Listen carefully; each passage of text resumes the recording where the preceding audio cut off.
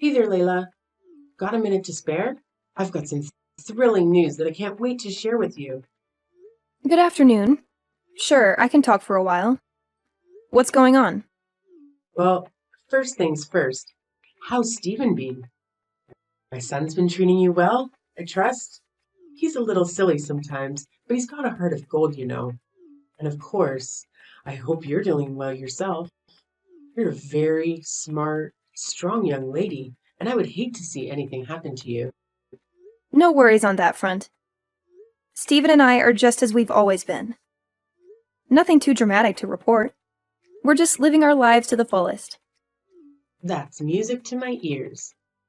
In these times, it seems like everyone has a heart-wrenching tale to share when you catch up with them.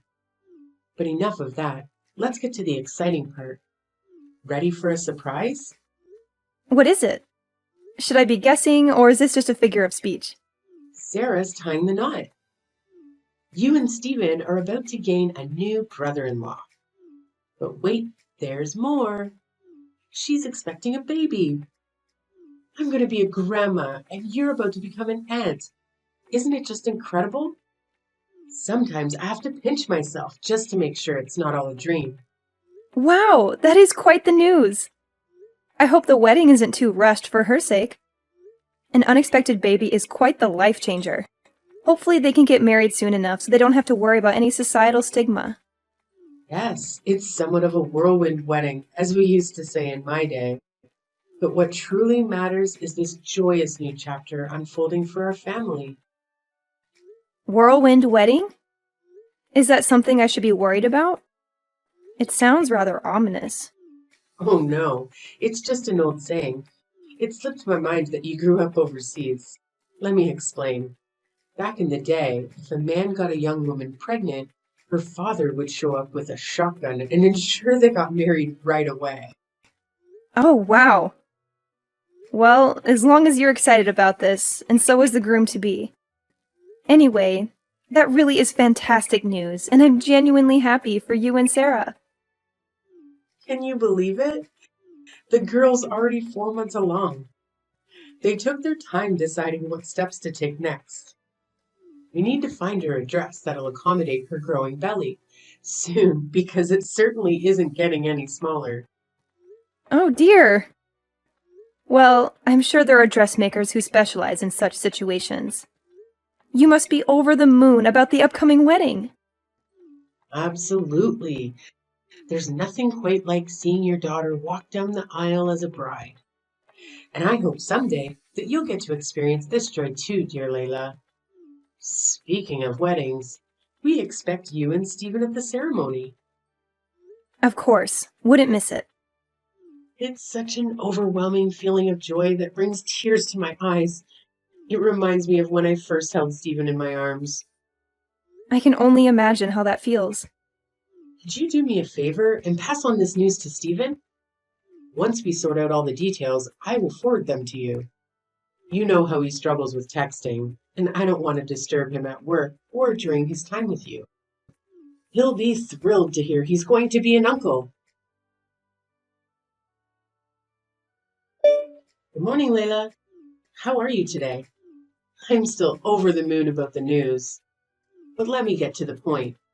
What did you tell Stephen about the wedding? He called me last night, and I was expecting him to be ecstatic, just like us. But he was furious. I've never heard him talk to me like that. He wasn't just angry. He was confused and outraged even. He asked if we were joking with him. What's going on? Good morning, Tiffany. That's very odd. I didn't notice anything wrong with him. Actually, now that I think about it, I heard some yelling last night when I was in the bath, but I thought it was just the TV. Or maybe Steven getting excited over a game, as he usually does. But that must have been when he called you. He didn't say anything to me about it. This is news to me. That doesn't make sense. I'm his mother, and I know when something's bothering him. All I did was share the news about the wedding with you, so something must have gone wrong somewhere. Are you sure you didn't say anything weird to him? Even by mistake? Well, I told him about the wedding and how happy you were to become a grandma, and that we were invited to join with them. That's all. And why would he snap at me like that? Just a guess. But maybe this is still a touchy subject for Stephen. Touchy subject. What do you mean? All I did was tell him that Sarah's pregnant. You should be happy for her. What's so upsetting about that?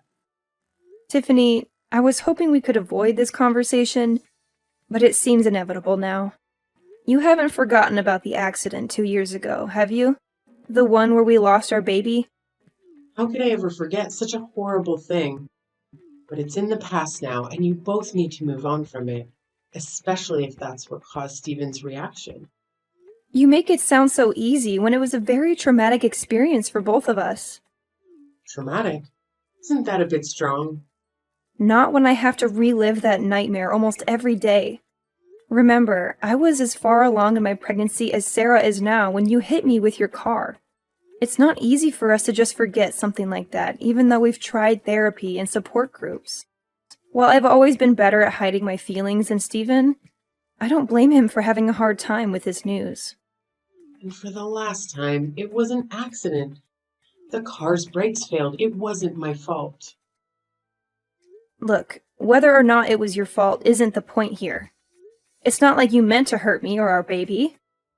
And what do you want from me? It wasn't easy for me either. The guilt nearly killed me. Tiffany, I don't care what you do with your life. You can drive a cab or race a car for all I care. You have no idea what it feels like to lose a baby inside you. It wasn't like I had an abortion or something.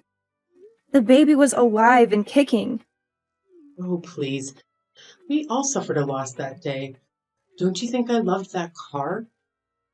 It was part of our family for so long, and then I had to scrap it because it was total. How can you compare your car to my miscarriage? Your car was just a thing. My baby was alive. Yeah, you said that before. After I paid for everything, the damages, the hospital bills, the therapy sessions, I've taken all the blame for that awful accident. Can't you just let it go? Money can't fix everything, Tiffany. You left me broken, Tiffany, in more ways than one. And now, even if Stephen and I wanted to move on, we can't. You know I can never have another baby. Okay. I get what you might be upset about Sarah's wedding, but I really thought it would make you happy. Can't you be happy for her? Can't you look on the bright side? And Stephen, he never had a baby inside him, and he didn't lose his ability to have kids. If he's so unhappy, why doesn't he just find someone else who can give him a child? He's a man after all. That's the most insensitive thing you've ever said to me. And that's saying something. This is why he yelled at you on the phone. All right, enough of this depressing talk. I'll send you the wedding details soon. And you better be there, both of you. You need some fun and joy in your life after all this misery. Trust me. Grab a pen and paper, Layla. I have some exciting news for you. Sarah and Joshua have finally set a date for their wedding. Hello, Tiffany. I hope you're doing well. Did you find a nice venue for the ceremony? Yes, thanks to you, my dear. Remember the hotel downtown where you had your reception? The one with all the Art Deco paintings and sculptures from the 1920s? Well, they had an opening, and it's very affordable. And I know a lot of people there from when we planned your wedding, so it's perfect. Oh, I see. That will bring back some memories for Stephen and me. Isn't it wonderful? Anyway, this is going to be a small wedding, so we're sending out fewer invitations. Which is fine by me. Wedding invitations can be so expensive. And it's still so much fun to plan a wedding, even a small one. It's one of the best parts of being a mother, don't you think? I suppose it is. So, when is the wedding? It's going to be the first Sunday of next month. Mark your calendar and don't forget. What's wrong? You don't have any work that day, do you? You know we talked about this a few weeks ago, but it seems like you're being very insensitive right now. What? What are you talking about? Oh, come on, not this again. How does this have anything to do with that accident that I've apologized for a million times? You're being ridiculous, dear. Just tell me what it is. You think I'm being ridiculous? Really? You're the one who keeps making it harder for us to move on. That day you picked because it was cheap and convenient. That's the day my world fell apart 2 years ago when you hit me with your car. Oh, is that all? It's just a date, dear. Don't you think it's time to make some new memories on this day? It's not that simple, Tiffany. You can't just erase what happened. The fact that you can't even remember, it's unbelievable. Oh, please. You're impossible to please, aren't you? Maybe if you could talk about something else besides your miscarriage, you might be able to move on. Didn't they teach you that in therapy or support groups? Or did you skip that session because you were too sad after looking at your calendar? You have your whole future ahead of you, Layla. You're only hurting yourself by living in the past like this. Better be careful where I seat you at the wedding, or else your gloomy mood might ruin everyone's happiness. Living in the past? If our baby had survived, they would still be a toddler today. How can you expect me to forget that? I'm starting to wonder if that accident damaged your brain too. I had a great aunt who had a lobotomy, and she was just as stuck in the past as you are now. Move on for your own sake. Every word you say hurts me more than the last. Great, now I'm responsible for your misery too? That's really unfair of you. You're the one who's at fault here. Moving on means finding peace. And that's why I've tried not to fight with you. Even when you ignore my pain or insult me, I still try to be civil with you. The last thing Stephen or I need is more conflict over something that was an accident. So there you have it. I'm full of grief and anger, but I choose to treat you kindly, even if I don't feel any warmth towards you. Well, aren't you a saint or something? Probably wanted me to praise you, but all I feel is a headache coming on. Anyway, let's drop this depressing talk or your sadness will rub off on me. I want both of you at the wedding, no matter how you feel about the date. And do me a favor, don't wear a black dress. It's a wedding, not a funeral. Howdy, Layla. I'm not catching you at a bad time, am I? Hi, Tiffany. And no, it's a perfectly fine time to talk as any. What a pleasant surprise. I was worried you might be tied up with work or something. Not exactly. I mean, I'm working from home, but it's not super high priority at stuff at the moment. Oh, good. I'm glad you're free. That's one less thing I have to worry about. Is everything okay? Well, Sarah and Joshua just moved into a house. Perfect to raise the baby in. And of course, it wasn't cheap. That's why I'd really like for them to have a nice wedding gift that's going to help them along the way, you know? Sure, I can understand that. Anyways, what I wanted to ask is if you still had that money set aside from the settlement for you know what. What? Well, I was thinking of putting it to good use, so we have the funds to get them something really nice and memorable. You know? You didn't spend it all, did you?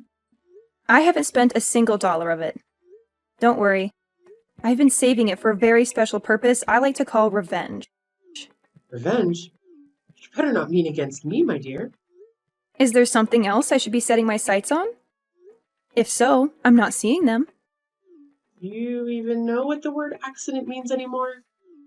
Or have you completely brainwashed yourself? Besides, no matter how badly you want to hurt me, it's most certainly not going to bring your child back. All you're going to do is reopen those old wounds of yours with that kind of thinking. You say that despite doing everything you can to stop me from being able to heal properly. That's why I need to get back at you. Not to make myself feel good, but to allow Stephen and I as people and as a couple to move on with our lives. As a couple, please don't tell me you've roped my little Stephen into all this too. My daughter-in-law betraying me is one thing, but to think that you've turned my son against me? I didn't turn him against you. You turned yourself against him with your horrible mindset, words, and actions. I'm the wounded one. But you've hurt him badly, too. That man has been grieving with the worst kind of pain and loss imaginable. and you act like he should just grow some thicker skin about it. I don't want to hear how you feel as a mother when you took away my chance to be a mother of my own and his chance to be a father. So, I've paid the settlement. I paid your bills. I've begged time and time again for your forgiveness. How is this not over yet? I've been able to move on from things just fine somehow, while you two seem to relish being emotional black holes. You haven't moved on because you never cared to begin with. You were more upset about your car than you were about the baby, after all. I want you to look deep inside yourself at whatever shriveled up excuse of a heart you have inside your chest, if any, and really think for a second. Do you honestly believe that to me, as the years would be enough time to erase the pain caused by losing a child? Whatever happened to the old saying, time heals all wounds? I figured you would pull out something weak like that. You've already made up your mind, haven't you? As long as you've paid us off, your hands were free of any blood. That's what you think, isn't it? Well, newsflash, Lady Macbeth. You might as well have just wiped your hands with a fat stack of cash and tried to hand it off to us. So no, I don't want to wipe my tears with your blood money. And I didn't even want to use it at all, unless it was to get revenge on you. Why do you insist on going on and on about revenge? Enough posturing. If you want to run me over yourself to set things straight, then just do it already. Don't worry. I've got bigger plans than just making you live through my pain. Besides, I don't want to pay your hospital bills. And I need you to be able to walk away in shame when this is all over. All right, then spill it. What's your big plan, mastermind? No can do. I've been planning this for quite some time, and I need you to be surprised when it happens. For now, feel free to go about your life knowing that soon everything I want will come to pass. Good evening, Tiffany. What a lovely wedding, don't you think? Sarah looked stunning, and you looked so proud and happy. I could see your smile from across the room. Layla, thank you for coming to the wedding with Stephen. I have to admit, I wasn't sure if you'd show up. I wouldn't miss it for the world. This was a big day for Sarah. Her dress was gorgeous. You couldn't even tell she was pregnant, especially with that beautiful veil. Oh, I know, I picked it out myself. And I have to say, I have a good eye for these things. Now that we've exchanged compliments, can we get to the point? Point? I'm not here to chat about the wedding. There's only one reason why I'm here. To tell you that your time is up. This is the last time you'll ever hear from me in any way. I thought about confronting you at the reception, but this is easier. Sarah shouldn't have to suffer because of you. Is that so? How considerate of you. Believe me, it's for her sake, not yours. She deserves a happy life, unlike us. Besides, you told me not to bring up the accident at the wedding, remember? I'm just following your orders. Have you been careful lately? Watching your back? No. Why would I? Well, I don't know it would have mattered anyway. Ever since I woke up in that hospital bed, I've been planning my revenge in silence while perfecting my strategy to destroy you. You've been plotting against me all this time? Obsessively? Obsessively, indeed. Right after I got admitted to the hospital, I asked Stephen to hire a private investigator for us. What? Why would you need a detective? Wait and see. The important thing is that with the money you gave us, we were able to hire the best one in the business. He worked non-stop until a few days ago, and his 2 years of hard work paid off. Right now, I'm holding a report with his findings. Well then, what dirt did he dig up on me? Just a detailed analysis of your daily activities over the past 2 years, Tiffany. Nothing too surprising for you.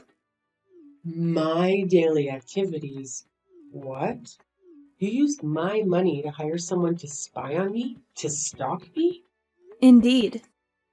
It's amazing how many weaknesses can be found in someone's ordinary daily routines.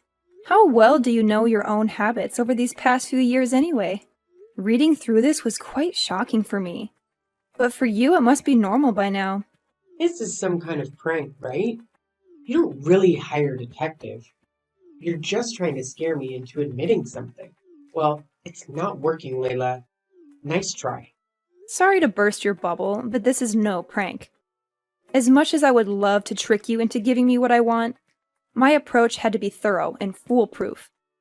Yeah, right. By the way, your husband quit his job last year, didn't he? We haven't talked much about your life lately, but that detail caught my eye in the report. Well, you could have easily found that out from Stephen or Sarah. But yes, as a matter of fact, he did. He's got a new job at the History Museum across town that's treating him much better now. I'll have you know, most people can't find better work at his age. I thought as much. I know you're not lying about that, mostly because that time frame lines up with a noticeable disturbance in your life's activities. Disturbance? You're the one acting disturbing. That's what I think. About that disturbance. I guess the best way to put it is that you're living more than just one life for yourself, aren't you, Tiffany? I have no idea what you're talking about. This means nothing at all to me. Not a single word you've said. Really?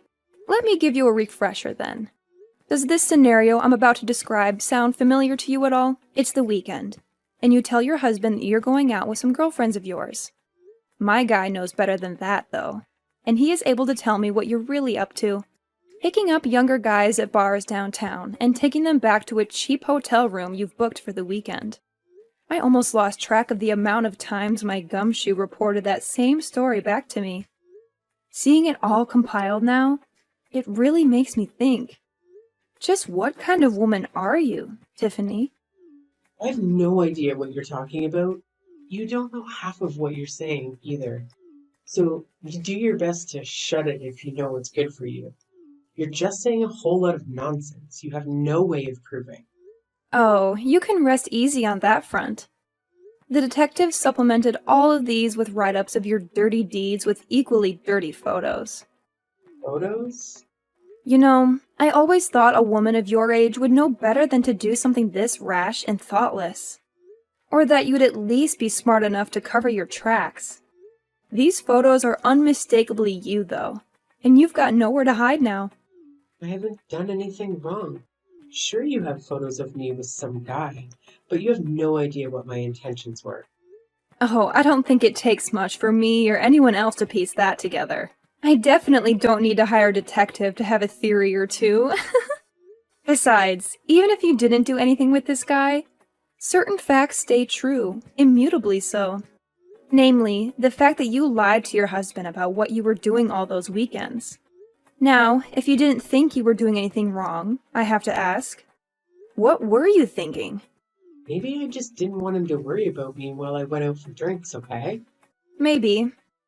Maybe you didn't want him to know that you were fooling around with other guys, and much, much more. Are you any good at poker, Tiffany? My eyes and ears out in the city told me that you like to spend your husband's hard-earned money on poker at every bar in town.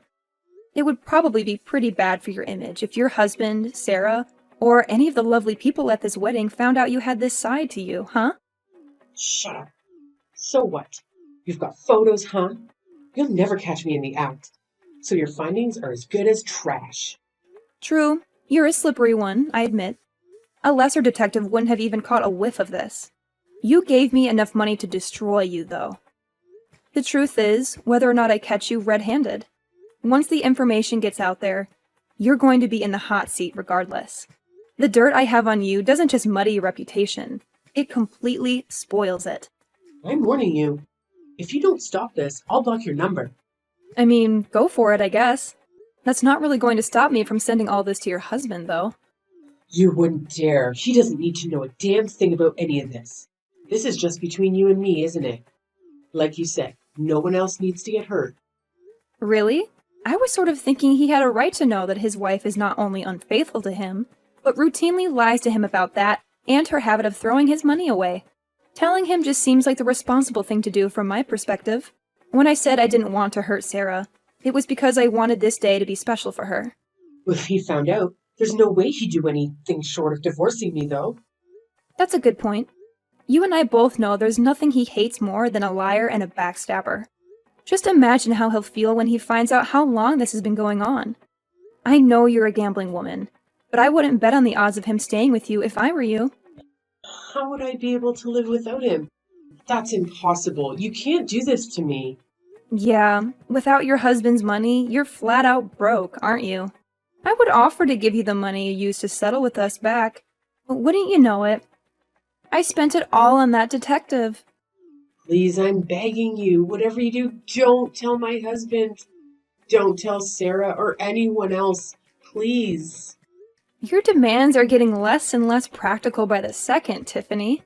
How am I supposed to just keep your secrets for you, Stephen and I already know, so what's the harm in letting your daughter in on the fun too? They're all going to figure it out sooner or later. You're wrong. They don't have to know a thing. Not as long as you can stop it, right? Wrong.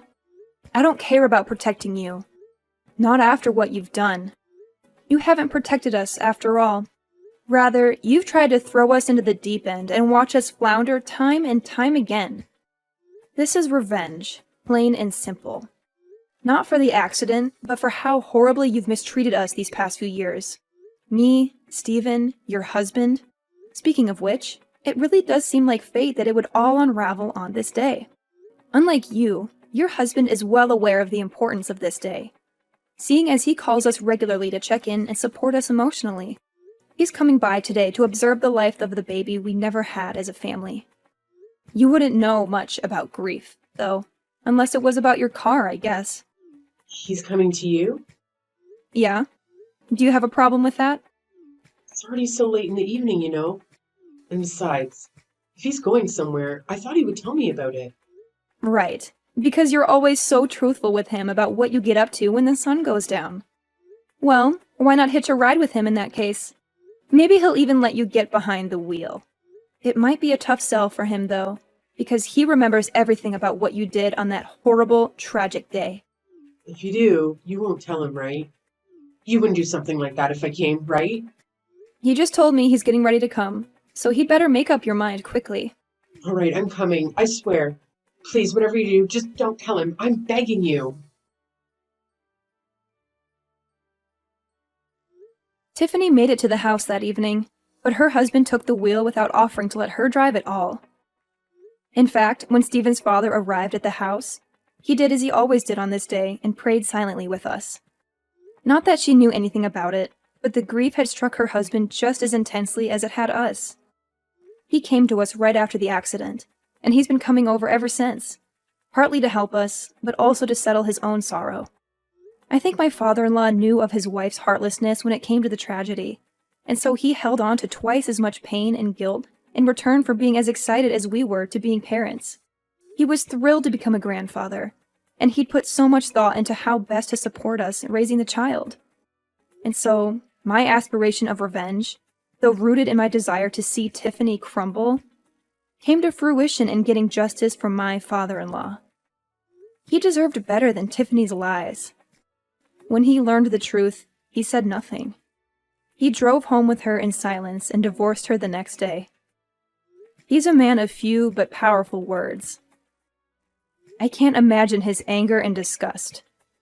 He called me a few days ago to say the divorce was done, and Tiffany was living in a dump near her poker clubs. We gave him and his lawyers all the evidence we had. She didn't even fight back. Now he, Stephen, and I are free of her dark shadow.